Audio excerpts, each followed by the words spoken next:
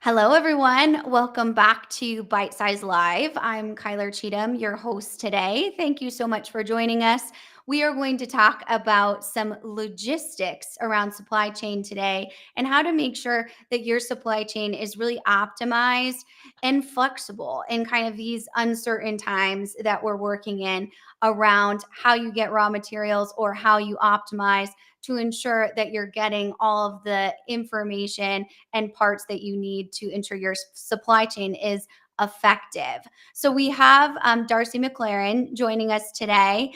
She's an executive around supply chain globally. She's been with SAP previously and now is kind of helping us on this end to ensure that we understand how to best leverage technology specifically to our supply chain. So before we introduce Darcy and welcome her to the show, I'll just go through a few logistics. So, as you know, if you've been here before, the best part of this show is leveraging our audience questions and your insights. The mission of Bite Size is really to bring that agnostic view or that provider agnostic type of insight that you provide in all of our conversations. So I invite you to drop your questions or insights in the comments wherever you're joining from today. That really helps us kind of bring some flavor and have a very engaged and live conversation today. So we can see your comments, whether you're on YouTube, Facebook, Instagram, TikTok, all the different channels.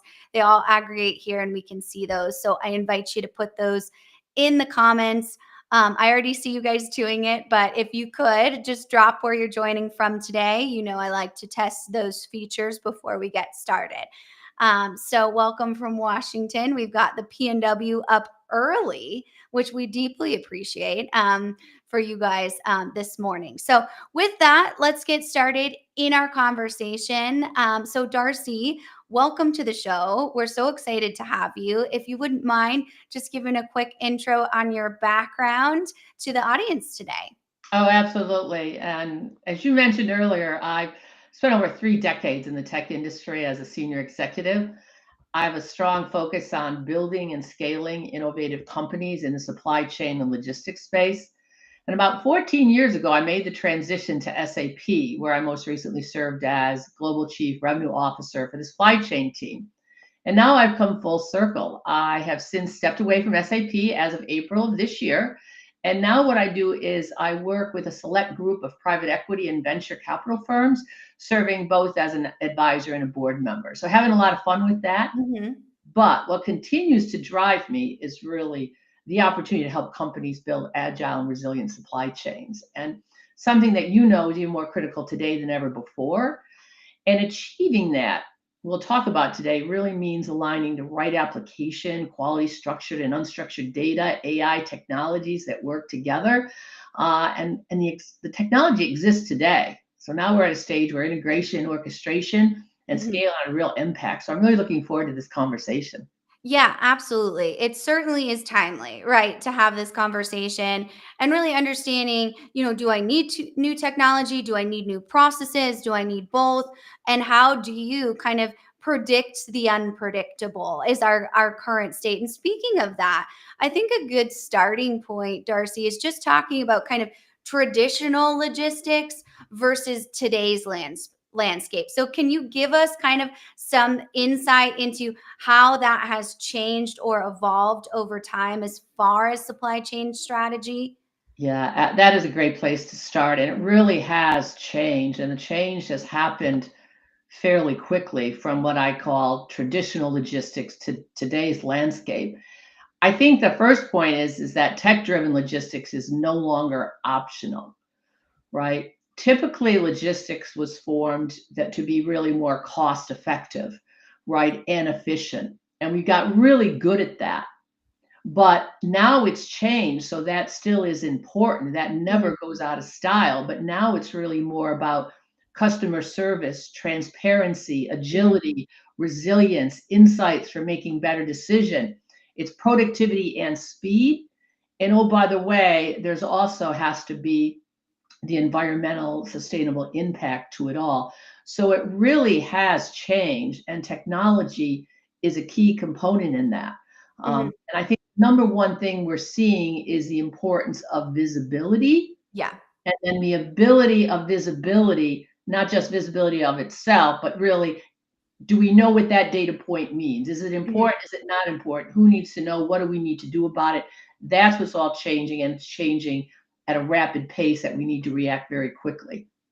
Absolutely, because we can't fix what we can't see, right? And that's one of the biggest things is a lot of times we go talk about, hey, I have this broken supply chain. I need my magic bullet of technology to fix it. It's like, okay, well, what are we fixing, right? But we don't have that ability to see all of those different spots. So really kind of breaking that down. So before we kind of, get down into the details of that technology, let's talk about the external pressures because we have our circle of influence, right? We have what we can control as a business.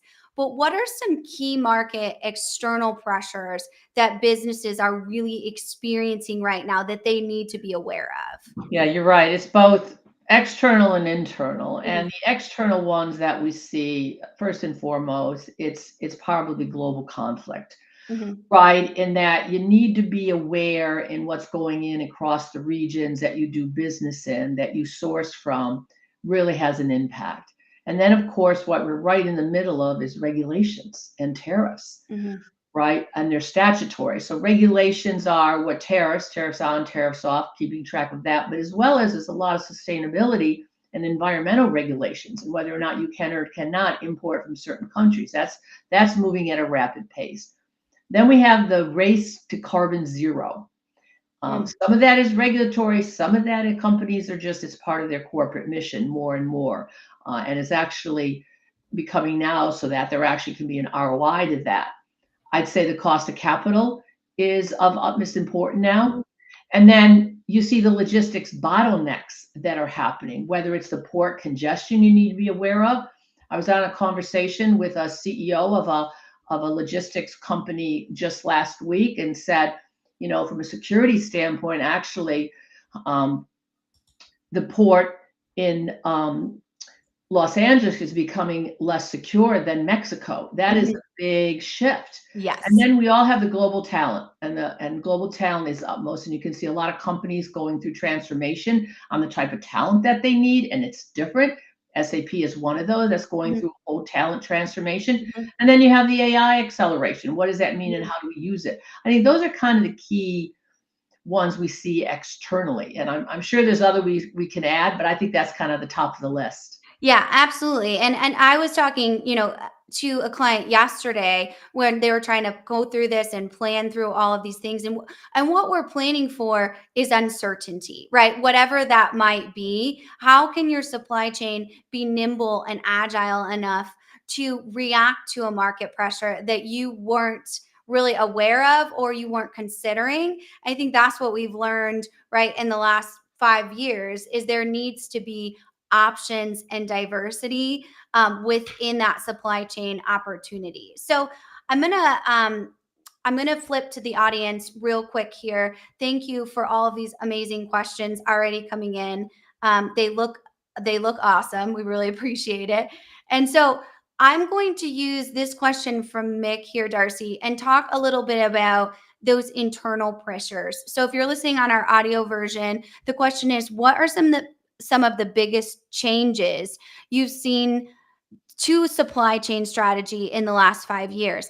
And let's talk about this in the lens of internal Yeah. pressures. We kind of already talked about the external, but what are some of those internal pressures that you've seen evolve or change in the last 5 years, Darcy? Yeah, what I see, folks, first of all, in changes internally, what's going on in supply chain is now where supply chain used to be the introverts in the room, they've come front and center. So Interesting. you can see now they're actually at the C-suite level in the importance to the organization. So now they're more extrovert, they're more important as far as running it. So organizationally, it's been elevated because of the critical importance in supply chain professionals and executives. And in fact, there's a trend now to actually recruit CEOs from supply chain because they have the visibility of the entire organization. But the other areas that we see changing, and this is a very important one, really it was COVID that pointed out to us The silo approach does not work. Mhm. We can not only be concerned with our own silo, we are all connected. And if we really want to do what's best for our customer, we need to have seamless integration and operability across the entire supply chain. Mhm. So, organizationally, what we're seeing now is metrics and things are getting out of silo base. Now, Mhm. that's not easy to do, right? Right. So we now see senior leaders realizing they have to have this cross-functional organization, cross-functional metrics, but it takes a little bit longer to say, folks, I'm not just responsible for transportation spend. Mhm. I ultimately have to be concerned with my real metric is customer satisfaction and how do I get there? So what we're seeing is from an organizational standpoint, an attempt to break down silos and encourage our organizations to look more holistically Mhm. across our silos, but also across entire organizations outside of your own business units. That's a key area that we are seeing. And I'd say the final one we're seeing is actual companies are realizing that we have to have a more strategic approach to our technology and really make sure we're not solving it in a pillar perspective, but solving it in a broader perspective. And a common best of breed was now folks are trying to consolidate and using things to make it a little bit easier to do things that are highly integrated, highly real time, and need to be high connectivity. So you see changes within organizations, but also changes in the technology industry and the importance of partnership and integration to make that all happen. Those are Mhm. kind of key areas that I see. And then, of course, the change management that's involved. We talked earlier about the change in talent and what you need in your talent organization. One of the key, I was at a University of Tennessee supply chain summit, and the head of supply chain from Tractor Supply was Mhm. there, and the comment that he had was brilliant in that he said, "What we need now, especially with all the disruption in Mhm. what's going on in the U.S. about tariffs, no tariffs, and this sort of thing, Mhm. and delays, is your planning has to increase. Your Mhm. ability to do scenario management has to increase, but just slow down and don't be too reactive, Yeah. right? So have all the plans in place, because but don't react too fast, Yeah. or you'll just have Yeah. more disrupt. I thought that was great to be planned. Mhm. Don't react too quickly until Yeah. things are going to settle down. I thought that was brilliant.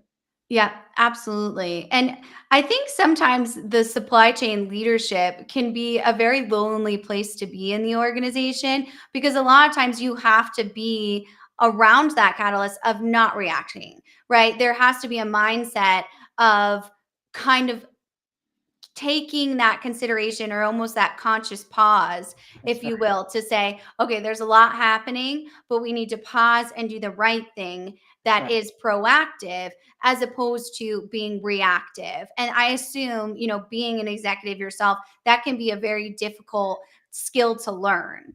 It can be. I'll give you an example. I was working with a large Canadian retailer, Mhm. and of course, there are uh, issues and concerns with Canadians and US. And the question came to me is, could you please shut down our sourcing our products from the US? Our Mhm. customers don't want to buy that right now. Mhm. This was a few 2 months ago, and I said, oh, we can absolutely do that. Boom, done. Nothing's coming in, but let's Mhm. stop and pause Right. and look at the cost of that, Mhm.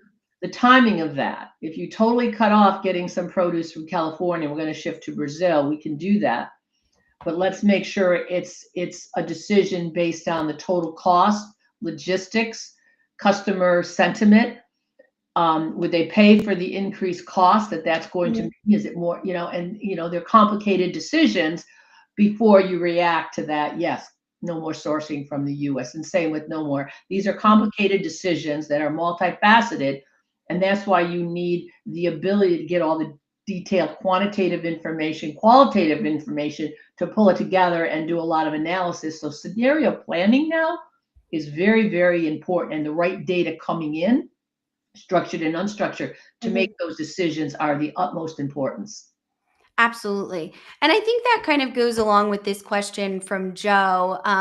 What mindset shifts do leaders need to make to truly modernize supply chain? So this is kind of the opposite, to embrace those visibility or observation dashboards, to embrace those metrics through technology. A lot of times, as you've mentioned, we've seen this huge evolution around what does it mean to be a supply chain leader, which is why, right, we're handpicking CEOs of some of our biggest Fortune 100 companies from the supply chain talent pool. So how do you as a leader really modernize the way that you're thinking about your supply chain? I think there's a couple of things that you can do. First of all, I always like to make sure you're not chasing a technology, that you have a Mhm, real business problem you're trying to solve. And the answer to that is a technology, not, oh, what a great technology, how I can use it. And sometimes with all these fantastic technology folks we have in the industry, they kind of mhm, push technology. But it starts with what is our business problem we're trying to solve? When you're educating your team, I think it's really important to do cross company, and board and executives have to be included in this, mhm, on the concept of AI. And a lot of companies, best in class, are doing that. What is it? What are its capabilities? What is the governance you have to have? What is the discipline you have? And really have the organization understand these technologies, mhm, whether it's AI or whatever it is. Okay. So it really comes through. And then I think it's very important to have people embrace it. The more they understand it, the more mhm, they embrace it. So I think it's really important to have them included when you're rolling out a new technology, a new solution, to be a mhm, part of that so they understand it. A lot mhm, of supply chain stuff can be black box. It's mhm, hard to trust a black box if you don't understand the input, the mhm, math, and the decision. So what's been very successful is when folks do have the employees really understand what's behind it and see what mhm, it's doing, because then they trust it. Because what you need to do is you need to trust the data, the input, the math. The solution is the answer, and to have that visibility. So understanding that really helps to get the embracing. And then finally, you've got to have the right skill set that does have the open mind, right? You do have to have a growth mindset. And that's what a mhm, lot of companies are looking for when they're hiring. Do you have a mhm, growth mindset? Will you embrace new technology? Can you move at the pace the industry is moving? If mhm, you're not, well, then we may have to find a better place for you, either internally mhm, or externally, if you don't have that growth mindset that's mhm, required for the new job. Things are moving at a fast pace. mhm, You got to keep up with it. And the ones mhm, that do, I think, are the ones that are going to be the next leader. And the final comment I'll make, what I am so impressed with, is the amount of students right now that are graduating from university, the supply chain programs that universities like University of Tennessee, right? They're not just the key ones like mhm, University of Tennessee, which is mhm, widely known for its stellar mhm, program. These students coming out of programs, whether it's a University of Buffalo or it's Lehigh, they're good. And mhm, they can be quickly brought into the organization to help kind of have you navigate the mhm, experience with the new ones, embrace technology. So I do like mixing tenured people with mhm. early talent to give you kind of the best of both worlds. Yeah, I think that's, I mean, we practice that model here with our relationship and our, lecturing within the university we have here. And some of our top talent has really come from that pipeline by embracing that mixture of senior directors, senior managers with, new students out of the classroom. So there is some, very much some great things happening there. So great questions. Keep them coming here. Let's go to this question here. So this user says, agreed, Darcy, internal metrics need to help break down silos. One way to do that, each link in the chain needs a service metric to the next link, like production schedule, attainment in the factory. And so, in sourcing this as a question, I love this piece of insight. Very, very important. Let's look at what are ways that you can create more of a collaborative supply chain when you're looking at your organization. You've got your leadership, we've got our growth mindset, we know we have to break down silos, but how do we tactically do that? Yeah, I think the key thing really comes down to the right performance metrics. It Hmm. really does. Because if we just say, I need you to all work together, but oh, by the way, I'm going to measure you on your transportation spend, Hmm. you're not going to get the behavior you want. You're not. So it has to be a team metric based on the overall efficiency of the entire supply chain. You absolutely do need to have those specific departmental metrics, Hmm. but they have to be incorporated into the broader, what is your overall supply chain? What are you trying to do? And I would say you have to have carbon footprint. My recommendation and my corporate citizenness says you got to have that as a metric, whether it's how you're designing your product, manufacturing, sourcing, shipping across the organization. What you're controlling has to have some sort of carbon footprint metric.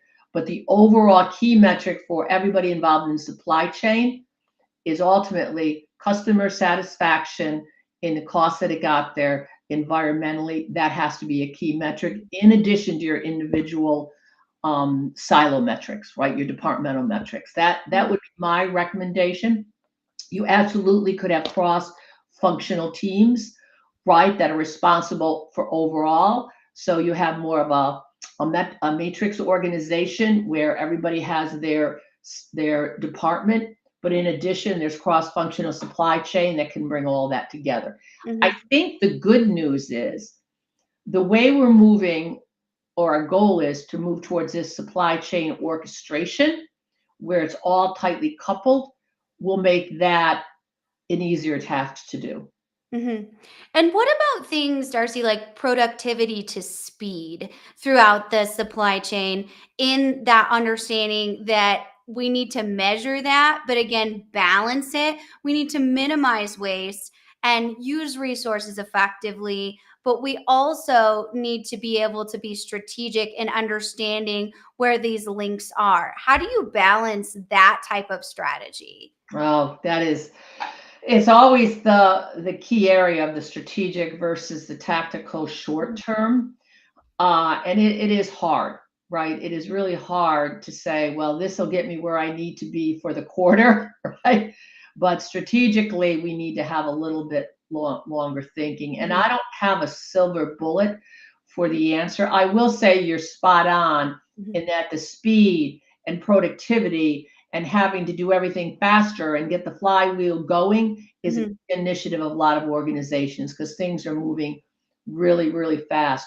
But but I would caution that companies have to have a more strategic view. Mhm. Supply chain. What's interesting now is in corporate strategy, supply chain has to be a part of that corporate strategy. When you're Mhm. identifying the risk of your organization, you have to identify the risk in your supply chain. That Mhm. has to be a part of everybody's corporate planning. At the Mhm. same time, then you have to have the ability, well, how am I actually going to execute on this in the tactical? And you have to bridge the two together.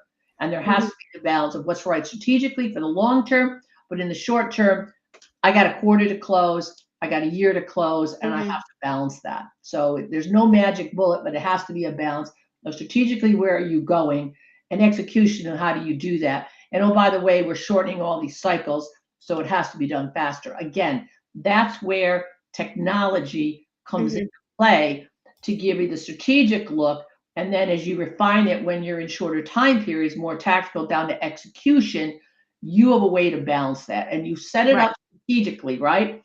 So that you can change the levers as you get better information, you get in the short time horizons. Then you have, okay, time crunch. We have to do what we have to do. We can't change much. I can't, get a new contractor manufacturing plant up in this ready. I can't get a Mhm. new logistics. I have to react and do the best I can and Mhm. execute. And that's how this bridges the strategic, the tactical, and the execution. And I think that goes really well along with this question.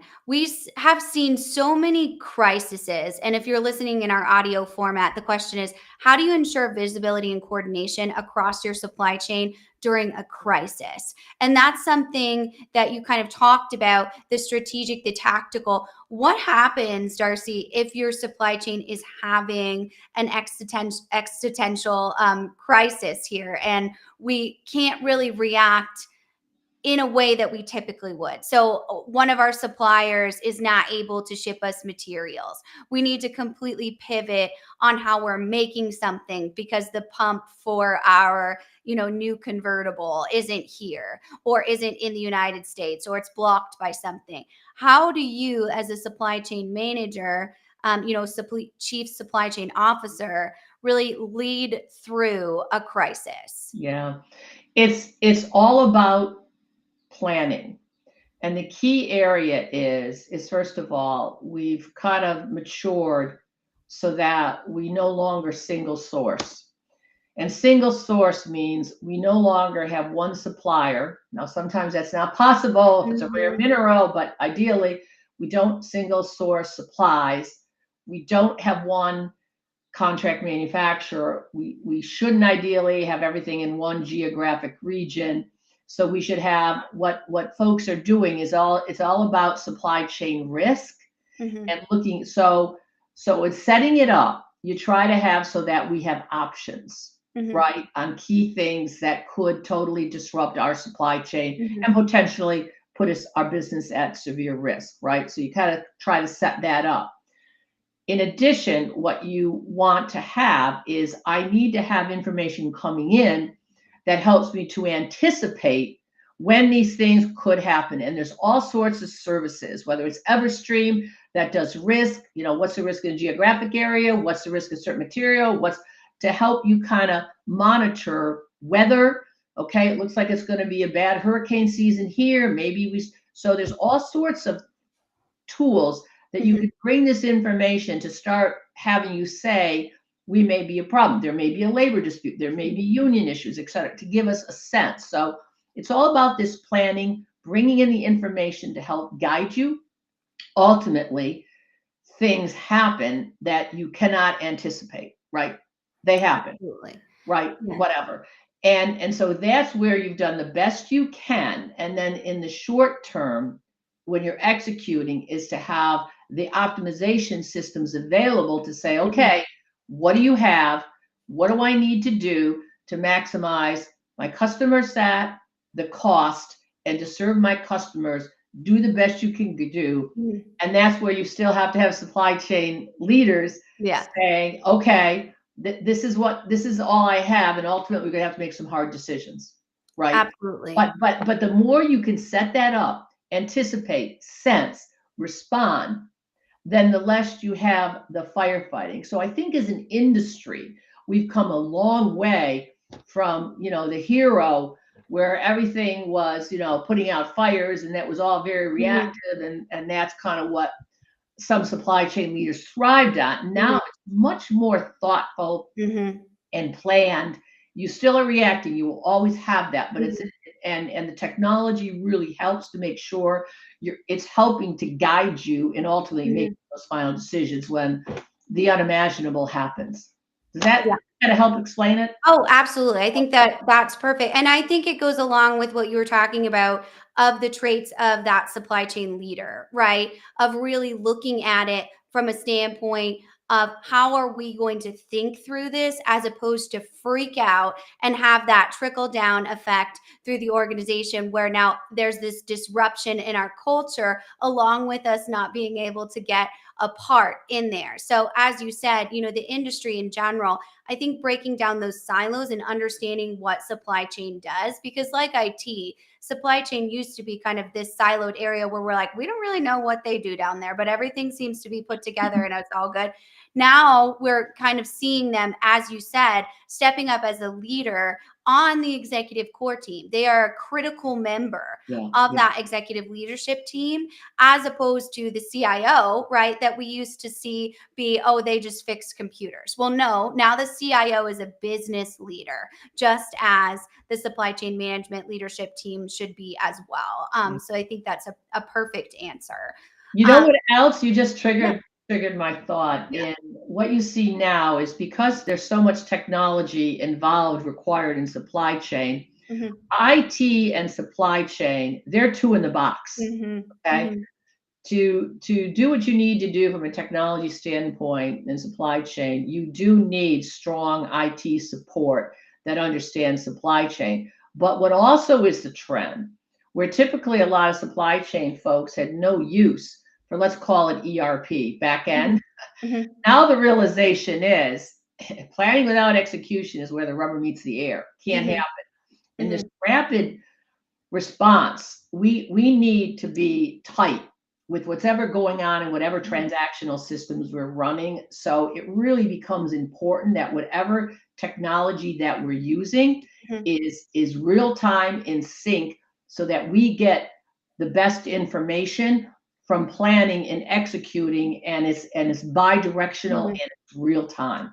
And the Yes. AI is going to allow us to go across and really move into agentic AI, Hmm. where different agents, a finance agent can talk to a supply chain agent, then can say, okay, Hmm. we're going to need more headcount, can talk to an HR agent, and you Yeah. get that agentic collaboration with AI. Mhm. That's really what's going to help us move into what, an autonomous, self-healing or close to it supply chain. It's pretty exciting. Yeah, absolutely. And on that kind of thread, picking that up, let's take a step back and look at kind of all of the buzzwords or kind of the hype around this technology in the industry. So we have AI, we have predictive analytics, we have machine learning, we have digital twin, we have IoT. I could go on all day, right? But what are some real examples of these types of technology being utilized that you've seen success with within supply chain management stacks?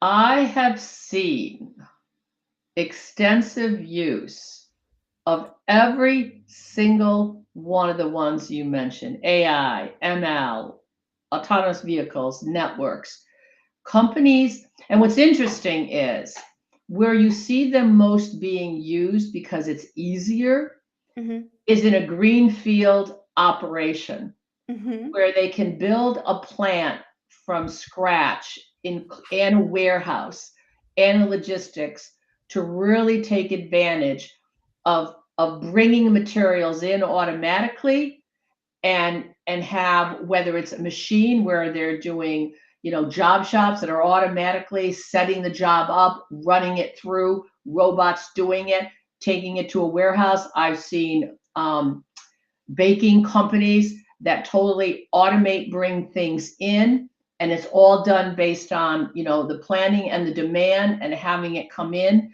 right? And that all uses AI and machine learning to do it. And then I think the interesting thing is when you see the robotics in the warehouses, Mhm. right, are extremely. So if you look at any automotive plant, not any, but like the newer Right. ones that are European, BMW, Mhm. Mercedes, high robotics that are involved in that. Some of our ports, Port of Hamburg, totally automated. The ones in the US are much further behind in their Mhm. automation. So you do see a lot of robots in plants now. You see them in warehouses. And where I have seen AI being used, and this is very exciting, is if you take trucks coming in with their, could be their 100-page bill of lading, reading that in automatically, updating everything, comparing, here's what's on it, here what's supposed to be on it, their intolerance, right? Making sure doing all the paperwork automatically can save what used to take 30 minutes, take 5 minutes, and it's updated all the systems. Multiply that by the number of trucks you have. It's a huge saving and it's accurate. So Mhm. everywhere along the way. Now, the one I didn't talk about is networks. And that's kind of where it all starts, is getting all this information Yeah. in. So that's an area of real growth. And I would say we're very sophisticated on the supplier end, Uh-huh. right? I mean, SAP's Ariba is, this is a Mhm. trillion huge network, right? Yeah. Yeah, yeah. Where the other ones are growing is Mhm. if you look at the logistics service industry, Mhm. there's all sorts of players that are figuring that out, and they all Mhm. have different, SAP has one, overall has supply chain security. You have, terminal 49. There's a lot of movement. So that's an area folks should see. The idea is you want to get connected to everything in your ecosystem, and you want to be connected to all your things too, all Mhm. your equipment to get information. The one that we didn't see too much of because it was difficult was blockchain. Mhm. That was very big a few years ago, Mhm. and they were trying to do it, but it really inquires all in. It's used heavily, of course, in finance Right. transactions. Mhm. Logistics was trying to do it. It, by the way, is back. What was interesting is SAP worked with the U.S. on the vaccine Mhm. distribution in the US and other regions. Mhm. Blockchain was not used other Mhm. secured way because it was too difficult to Mhm. implement, get everybody Mhm. involved. They did have Right. secure ways of checking it, making sure it stayed refrigerated, it was checkpoint here, but that I kind of see coming back now. Um, Yeah. but you know what I'm saying? It was very Oh, popular, absolutely. and then it Yeah. was like, what happened to blockchain? Yeah. Technology is still there, Mhm. and now I think it's coming back. But every single one of these is being used, and they're being used in conjunction with one another. Now, autonomous vehicles and drones, Mhm. all sorts of use. We see the Mhm. cars in San Francisco and San Mhm. Antonio and getting better and better with those. They're still, moderated somewhat by with somebody behind the scenes, but you Mhm. have less people doing that than actually driving. So that's an area I think we're going to have a tremendous amount Mhm. of growth. So they're all very exciting and being incorporated in. Um, yeah, I could go on and on about that, I but know, I know. It's I'll all stop. it's I'll I stop. think it is so exciting, and you're right. What a time to be on the forefront of supply chain management. I think, and I'm interested to hear your feedback. A lot of things that I see in the industry is this hunger for innovation, but it also has to be tempered with the readiness of the organization, especially here in the States. It seems, we definitely struggle with understanding the foundational needs of this type of technology. So maybe speaking to supply chain officers, chief supply chain officers, supply chain leaders right now, what are some things they can do today to ensure that they're ready to leverage this new technology? Yeah, yeah. I think I said a little bit earlier, it's first of all, you need to start with a clear business problem you're Mhm. trying to solve. What doesn't work is when people are trying to test out a technology, they'll do a sandbox, they'll do a pilot, and it goes nowhere because it wasn't needed, Mhm. right? So it doesn't get rolled out. So it start with a clear business problem you're trying to solve, right? And then what I'm very big on is to have real transformation, not Mhm. incremental, do Yeah. real transformation. And that Mhm. happens when the technology is an enabler, not the Mhm. driver, and Mhm. focusing on solving the pain points that matter to your customers and to your operation, right? And then it's really coordinating that with the rest of the organization. I think Mhm. that's really key into solving it. And then readying the organization, you also have to make sure that you have the right data and you Mhm. have the right governance. And data, that's the number one thing if you were to Mhm. poll folks, what do you need is that our data, our master data is not good. Well, it's a journey, not a Mhm. destination. Yeah. Right, and you Yeah. know this, right? Yeah. It's not Yeah. it's Yeah. always gonna need to be refined and better. Mhm. By the way, sometimes these projects help you to refine your data. You Exactly. do have to make sure you've got the right data, right? And you have both structured and unstructured data to do it. But I think it's important is to start solving a business problem, but go in with the mind that you're going to roll it out. Mhm. Because if you go in with, we're just gonna test this, Mhm. no problem. No, doesn't matter. Did oh well. If you Yeah. go and saying, we're going to do this, this is why we're going to do this, we did our due diligence, we're doing it with this, we will start small, Mhm. but then we scale, I think you will have a higher probability of really getting it out. That and making sure the organization understands this is why we're doing it. This is what Yes. it means to us. This is what it means to you. This is the role you will have. It's typical implementation stuff that I know you're very familiar with, and Mhm. making sure people understand what you're trying to do, why Yeah. you're doing it, how you're doing it, what it means to them, why it's a benefit to them, et cetera, et cetera. And sometimes it may not benefit you, but it's overall back to the broader picture. It's good Mhm. for the organization. It's good for our customers, and that's why we want to do it. Those are a couple of basic things Yeah. that I think is kind of 101 that you need to do when you're rolling out one of these new things.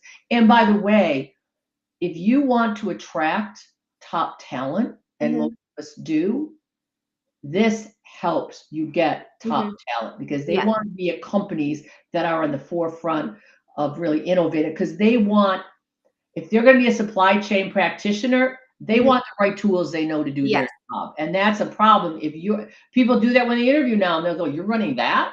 Yeah. No, Yeah. and they're like, I don't think so. No, Or thank you just you. be a change agent and get other things in. But it is something you need to be aware of. You want to attract top talent. They're going to look at the technology that you're using, and that they're able to use to do their job.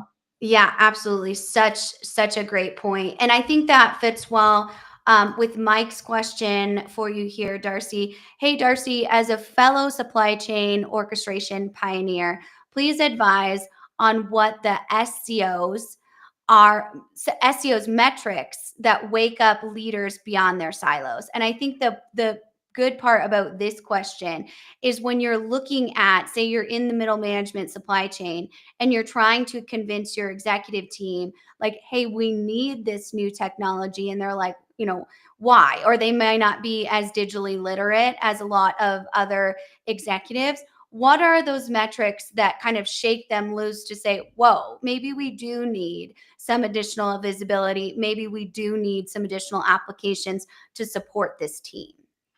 Yeah, and by the way, visibility, that's one of the hard things to do an ROI on. Hmm.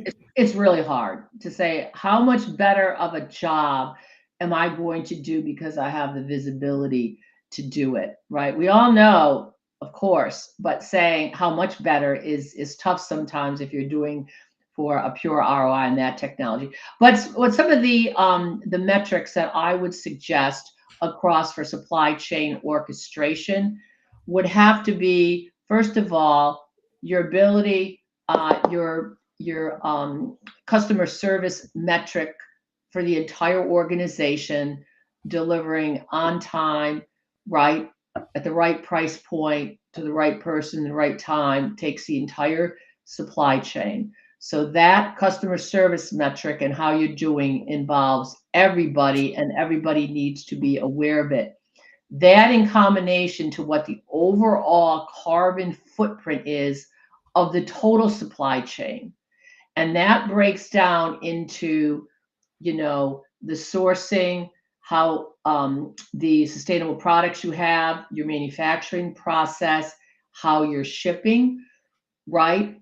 The total has to be taken into place, because sometimes somebody's going to take a hit to do something, and that could be to improve the customer service. That could be at the cost of the carbon footprint, right? If you're expediting something a different way, right? Or you're manufacturing something. So those are the two keys that I think cross the entire Hmm. supply chain, are those two Hmm. key metrics. And there's a couple of analyst organizations, Gartner being one, Hmm. that do rank overall supply chain across the entire organization. Hmm. There's a few of them. ARC is another one that do have the metrics that you can take a look at to see how they overall view, how good is your supply chain. Hmm.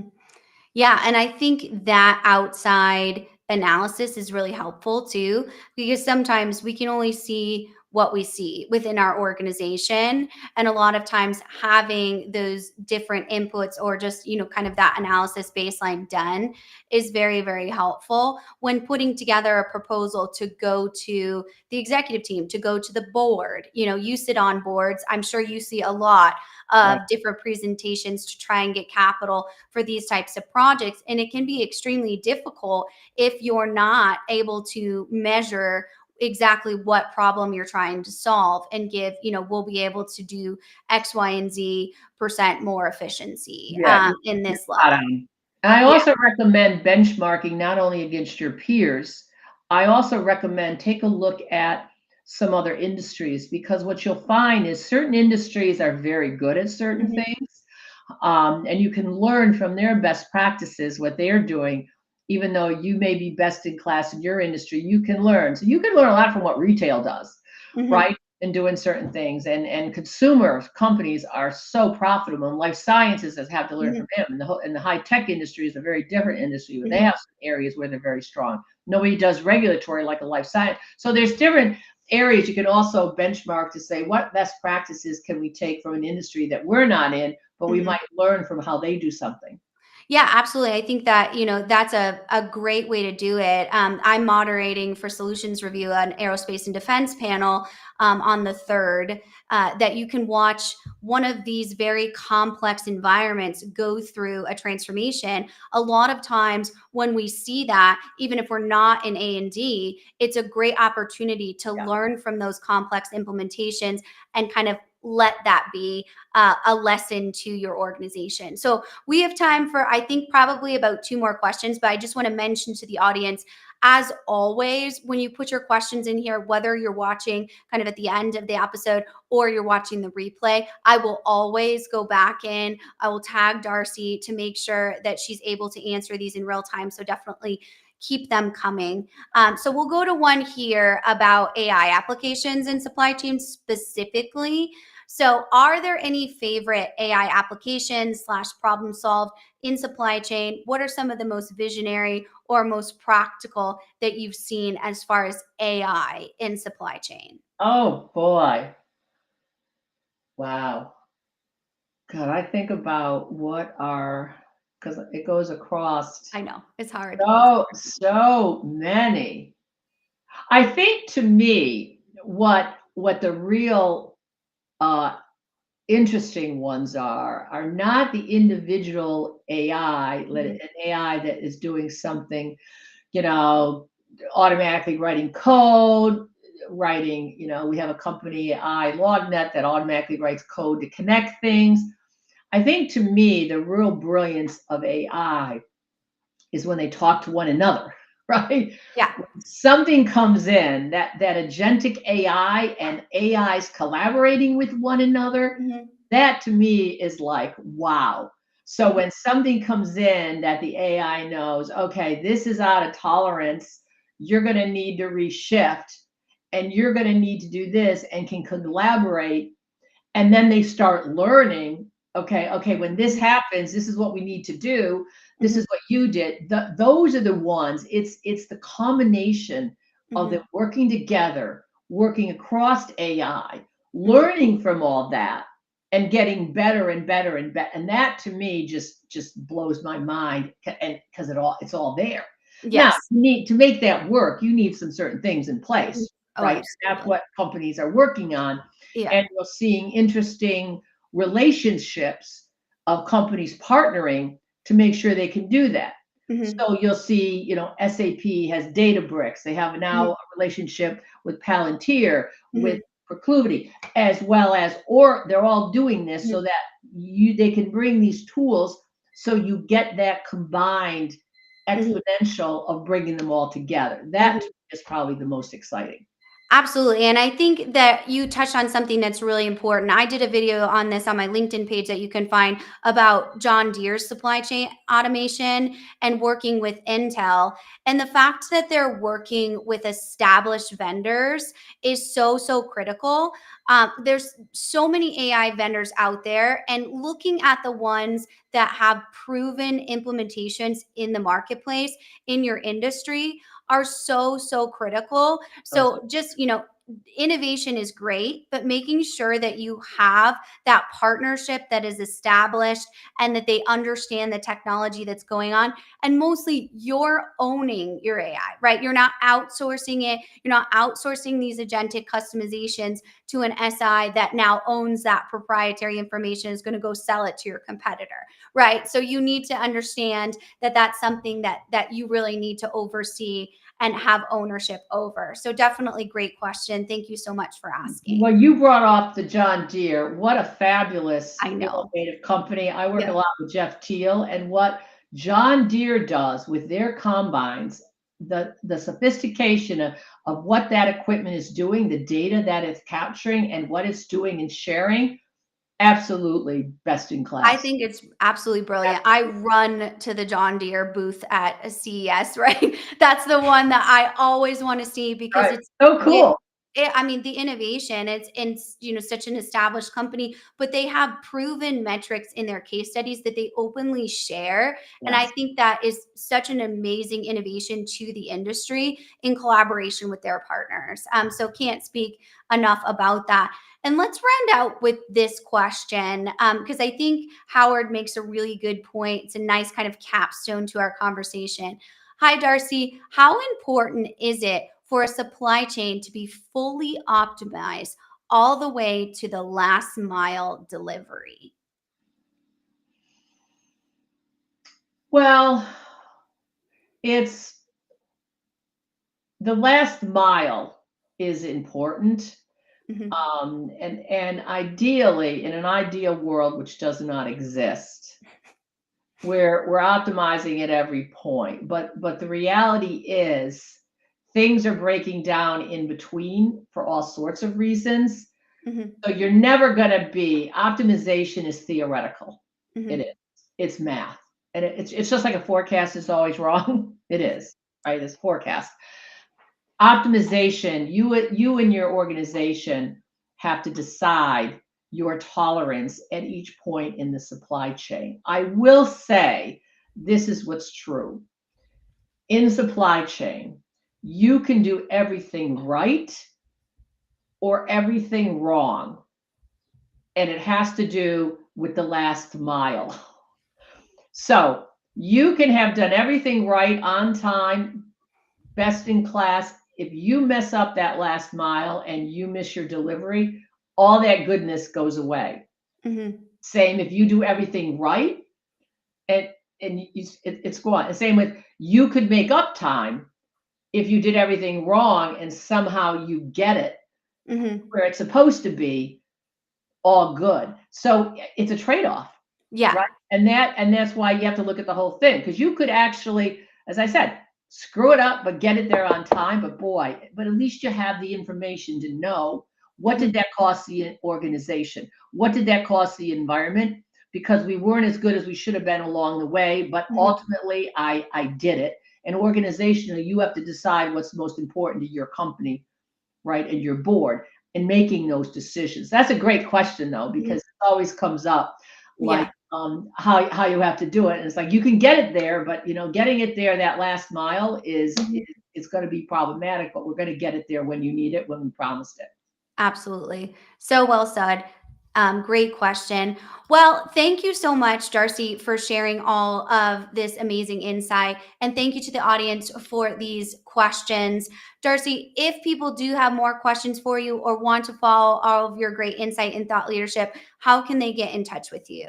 Yeah, the best way to get in touch with me is just go to on LinkedIn. I'm readily accessible and I will absolutely respond if you want to reach out to me. I look forward to it. That's excellent. Well, thank you so much again for joining us. This conversation is incredibly insightful, and we could go on for hours in different areas. And maybe, we can have Darcy back to talk more about all of these amazing questions. But I want to thank all of our community for joining us today, for joining this conversation, really bringing that transparency and overall insight to the supply chain management field. It's critically important that we share these types of ideas. I'm Kyler Cheatham. This is Bite Size. You can find us anywhere that you get your podcasts or on YouTube if you want to see our live episodes. We also have our live guests every week on our LinkedIn cast and our YouTube cast. You can reach out to me directly with any feedback from this episode at kyler@theconfluential.com, or you can reach out to me on LinkedIn as well. I always love hearing from the audience. The reason we spend our time doing this is to bring value to this community. So, with that, thank you to the audience. Thank you, Darcy, for joining us and sharing your amazing insights.